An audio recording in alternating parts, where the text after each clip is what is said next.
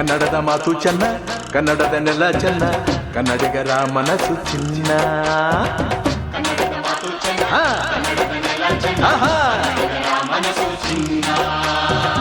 ಇಂಥ ಭುವಿಯಲ್ಲಿ ನನ್ನ ಜನುಮ ದೊರಕಿದ್ದೆ ಪುಣ್ಯ. ತುಂಗೆ ಕಾವೇರಿ ನೀರ